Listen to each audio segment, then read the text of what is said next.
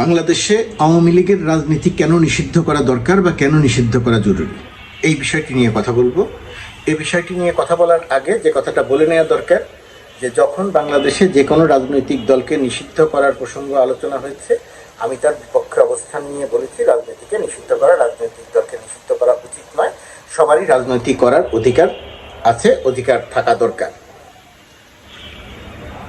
এই কয়েক মাসের মধ্যে 5 আগস্টের পরে যখন আলোচনা হয়েছে, আওয়ামী লীগকে নিষিদ্ধের প্রসঙ্গ আলোচনা হয়েছে, তখনও আমি বলেছি নিষিদ্ধ করার বিপক্ষে আমার অবস্থান।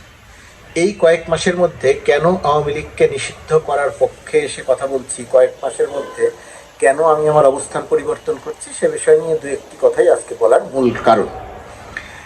এই কথা বলে নেওয়া দরকার যে আওয়ামী লীগের রাজনীতিকে নিষিদ্ধ করার কথা যখন বলছি, তখন আমি আওয়ামী লীগের যে বাংলাদেশের মুক্তিযুদ্ধের আগের যে নেতৃত্ব, যে অবদান, বাংলাদেশের স্বাধিকার আন্দোলনে, বাঙালির স্বাধিকার আন্দোলনে আওয়ামী লীগের যে অবদান, এই সব বিষয় বিবেচনায় রেখে তারপরে গিয়ে বলছি যে বাংলাদেশে এখন আওয়ামী লীগের রাজনীতি করার আর কোনো অধিকার নাই। এর কারণ নম্বর 1, 2014 সালের পরে বা 2014 সাল থেকে আওয়ামী লীগ বাংলাদেশে কোনো রাজনীতি করে নাই। সেই সময় থেকে আওয়ামী লীগ পর্যায়ক্রমে 2009 সালের নির্বাচনের 1-2 বছর পর থেকেই শুরু হয়েছে। আমি 14 সালটাকে ধরছি, আগের কয়েক বছর একটু বেনিফিট অফ ডাউট দিচ্ছি, যে আওয়ামী লীগ সেই সময় থেকে একটা ক্রিমিনাল গ্যাংয়ে পরিণত হয়েছে। বাংলাদেশের রাজনৈতিক সংস্কৃতিতে গালি চালু করেছে, বাংলাদেশের রাজনৈতিক সংস্কৃতিতে লুটপাট চালু করেছে, লুটেরা নীতি চালু করেছে। বাংলাদেশের নির্বাচন ব্যবস্থায় লুটেরা জালিয়াতি নীতি চালু করেছে। পূর্বেও সমস্যাগুলো ছিল, কিন্তু আওয়ামী লীগের মতো এমন প্রাতিষ্ঠানিক নীতি কেউ চালিত করে নাই। 2018-2024 মাঝের যে সময় সব কিছু বলা যায়, গুম খুন, এই যে 2000 মানুষ, 1 থেকে 2000 মানুষ হত্যা করলো, এগুলো তো গণহত্যা, মানবতা বিরোধী অপরাধ, তাদের বিচার হচ্ছে। এই মানবতা বিরোধী অপরাধ, গুমের মতো অপরাধ, ব্যাংক লুটের অপরাধ, এই সব কিছু বিবেচনায় নিয়েও আমি বলেছিলাম যে রাজনীতি নিষিদ্ধ করা উচিত নয়। তাহলে এখন কেন নিষিদ্ধের কথা বলছি? এখন নিষিদ্ধের কথা বলছি এই কারণে যে আওয়ামী লীগ যত অপকর্ম করেছে, ব্যাংক লুট, জালিয়াতি, মানবতা বিরোধী অপরাধ, গণহত্যা, মানুষ গুম, এই যে যত অপরাধ করেছে, এই অপরাধের বিচার চেয়েছিলাম। বলেছিলাম পুঙ্খানুপুঙ্খভাবে, নির্মোহভাবে, প্রশ্নহীনভাবে বিচার করতে হবে। তারপরে গিয়ে আওয়ামী লীগ তার নেতৃত্ব পরিবর্তন করে বাংলাদেশে রাজনীতি করতে পারবে। এখন এসে বলছি আওয়ামী লীগের কোনো রকম রাজনীতি করার অধিকার বাংলাদেশে নাই। তার কারণ হচ্ছে আওয়ামী লীগ যে গণহত্যা চালিয়ে গেছে, শেখ হাসিনা এখনো বলছে সে সুযোগ পেলে আবারও বাংলাদেশে এসে গণহত্যা চালাবে। যারা অভ্যুত্থান ঘটিয়েছে, অভ্যুত্থানের নেতৃত্ব দিয়েছে, শেখ হাসিনা এখন তাদেরকে, তাদের আত্মীয় পরিজন সহ সবাইকে হত্যা করতে চাইছে, তাদের ঘরবাড়ি জ্বালিয়ে দিতে চাইছে। শেখ হাসিনার এক ক্যাডার, গাজীপুরের মেয়র ছিল জাহাঙ্গীরের একটি অডিও ফাঁস হয়েছে। জাহাঙ্গীর যেটা বলেছে, রাজধানীর মানুষ শান্তিতে ঘুমাতে পারবে না আমরা যদি রাজধানীতে থাকতে না পারি। জাহাঙ্গীররা বাংলাদেশে থাকতে পারছে না কেন? তাদেরকে তো বাংলাদেশ থেকে চলে যেতে বলে নাই। তারা পালিয়েছে কেন? কারণ তারা পালিয়েছে, কারা গণহত্যা করেছে। এই গণহত্যার বিচার হবে, সেই বিচার থেকে ফাঁকি দেওয়ার জন্য তারা পালিয়েছে। অর্থ লুটপাট থেকে শুরু করে সব কিছু তো করেছে। তো এখন জাহাঙ্গীররা এসে বলছে যে রাজধানীর মানুষকে শান্তিতে ঘুমাতে দেয়া যাবে না, তারা কেউ শান্তিতে ঘুমাতে পারবে না।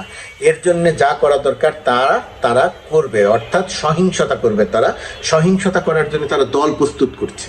অল্প সময়ের মধ্যেই তারা অ্যাকশনে যাবে, গাজীপুরে যেটা তারা শুরুও করেছে গতকাল রাত থেকে।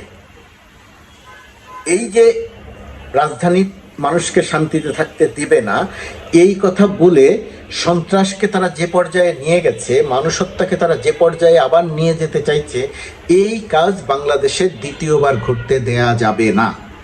গণ অভ্যুত্থানের পক্ষের শক্তি আওয়ামী লীগকে আরেকবার গণহত্যা চালাতে দিতে পারে না।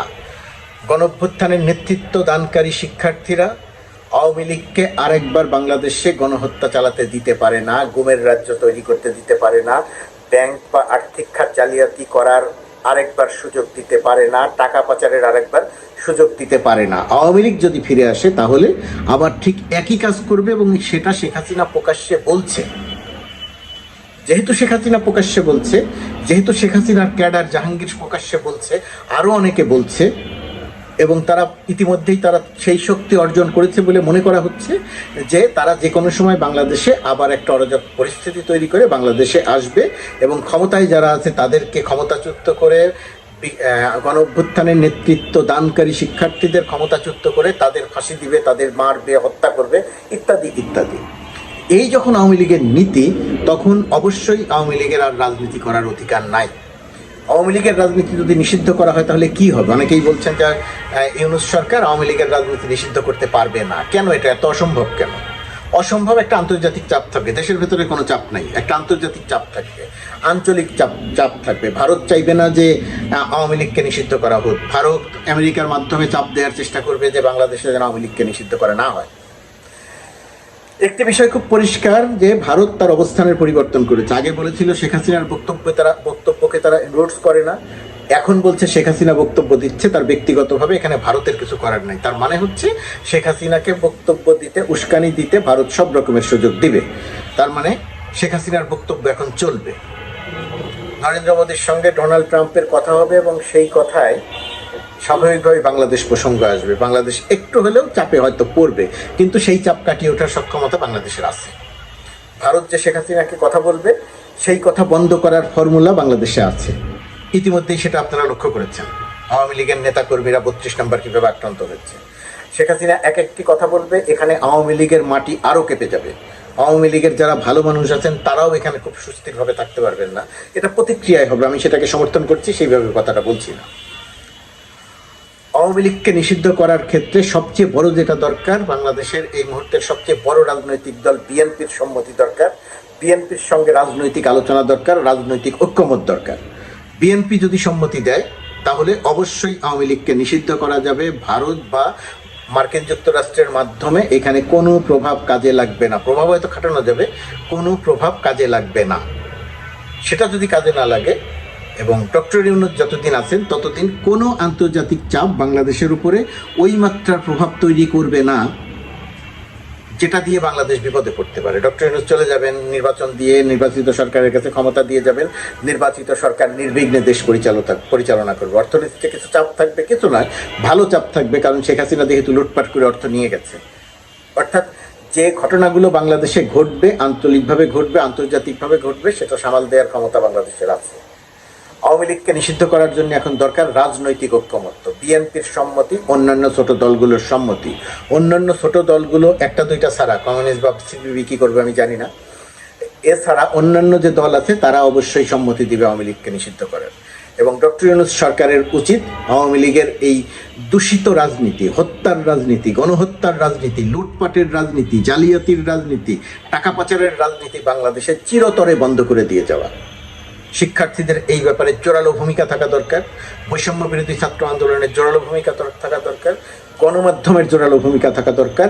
আর এখনও যারা উকি ঝুঁকি মারছেন, যারা আওয়ামী লীগকে প্রতিষ্ঠিত করার চিন্তা করছেন, গণ অভ্যুত্থানের শক্তির পরিচয় দেওয়া দরকার। একটা গণহত্যাকারীদের যারা পুনর্বাসন করতে চাইবে তাদের বিরুদ্ধে অভ্যুত্থানের যে শক্তি, ছাত্র নেতৃত্বের যে শক্তি, সেই শক্তিকে শক্তভাবে দাঁড়াতে হবে। এখানে কোনো সুশীলীয় আলোচনা চলবে না, এবং সেটা যদি রাখা যায় তাহলে অবশ্যই বাংলাদেশের রাজনীতি থেকে আওয়ামী লীগকে নিষিদ্ধ করা যায়। পরবর্তীতে কোনো দিন তারা যদি ক্ষমা চেয়ে, বিচার তো হবে, নিষিদ্ধ করলেও বিচার হবে, নিষিদ্ধ না করলেও বিচার হবে। পরবর্তীতে কোনো দিন তারা যদি নেতৃত্বের পরিবর্তন করে দেশের মানুষের কাছে ক্ষমা চেয়ে আবার রাজনীতি করতে চায় তাহলে তখন সুযোগ দেয়া যেতে পারে। কিন্তু এই আওয়ামী লীগকে আরেকবার গণহত্যা চালানোর জন্যে, আরেকবার আর্থিক খাত লুটপাটের জন্য, আর একবার গুমরাজ্য আয়নাঘর তৈরির জন্য আওয়ামী লীগকে বাংলাদেশে আর রাজনীতি করার সুযোগ দেয়া উচিত নয়। সরকারকে দুর্বল ভাবছে, শিক্ষার্থীদের দুর্বল ভাবছে, কেউ দুর্বল নয়, দুর্বল আওয়ামী লীগ। সেই দুর্বলতার সুযোগ নিয়ে আওয়ামী লীগকে চিরতরে বাংলাদেশের রাজনীতির থেকে দূরে রাখতে হবে। তার জন্য আওয়ামী লীগকে অবশ্যই নিষিদ্ধ করা উচিত। আমি এত জোরালোভাবে কথাটা বললাম, শেখ হাসিনা, জাহাঙ্গীর সহ আওয়ামী লীগের যে ষড়যন্ত্র, সেই ষড়যন্ত্রের পরিপ্রেক্ষিতে তারা যেহেতু সুযোগ পেলেই গণহত্যা করবে, সুযোগ পেলেই অভ্যুত্থানের নেতৃত্বের ফাঁসি দিবে, সেই সুযোগ আওয়ামী লীগের দেয়া উচিত নয়, কোনোভাবেই দেয়া যাবে না। সেই কারণেই আওয়ামী লীগের রাজনীতি এখন নিষিদ্ধ করাটা অত্যন্ত জরুরি।